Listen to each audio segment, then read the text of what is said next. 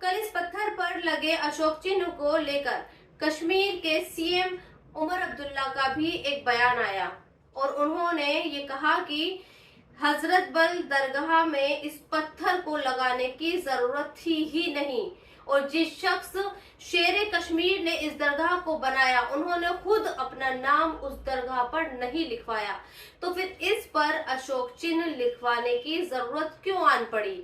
लेकिन उमर साहब ये नहीं बता पाए कि जिस दरख्शा ने पत्थर पर अशोक चिन्ह बनवाया उस दरख्शा अंद्राबी को वक्फ बोर्ड की चेयरमैन उन्होंने ही बनवाया है, क्योंकि संविधान ये कहता है कि जिस किसी राज्य के वक्फ बोर्ड के चेयरमैन को चुनने का हक राज्य के सीएम का ही होता है। इसलिए मुझे ऐसा लगता है कि ये सवाल उमर अब्दुल्ला को मीडिया में बताने से पहले दरख्शा अंद्राबी से पूछना चाहिए था, लेकिन उन्होंने ऐसा नहीं किया। हाँ, दरख्शा ने जो कहा वो मैं आपको जरूर बताती हूँ। जिस दिन लोगों ने अशोक चिन्ह को मिटाया उसके बाद दरख्शा के दो बयान आए। पहले बयान में उन्होंने ये कहा कि जिन लोगों ने अशोक चिन्ह को मिटाने के लिए दरगाह पर हमला किया वो एक टेररिस्ट अटैक यानी आतंकवादी हमला है।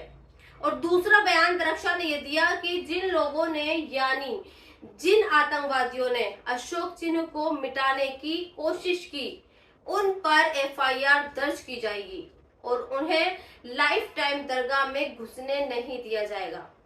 इसके अलावा दरख्शा ये भी कहती है कि अशोक चिन्ह पर हमला नहीं है बल्कि उनके दिल पर हमला है। खैर, इससे क्या पता चलता है? इससे पता ये चलता है कि आज मुसलमानों के दुश्मन कोई और नहीं बल्कि खुद मुसलमान ही हैं।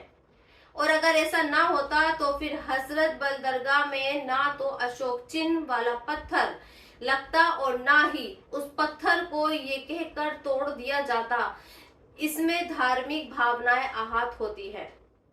वैसे कश्मीर में ही एक पार्टी के प्रवक्ता एडवोकेट अब्दुल रशीद मिन्हास ये कह रहे हैं कि इसमें बीजेपी की साजिश है।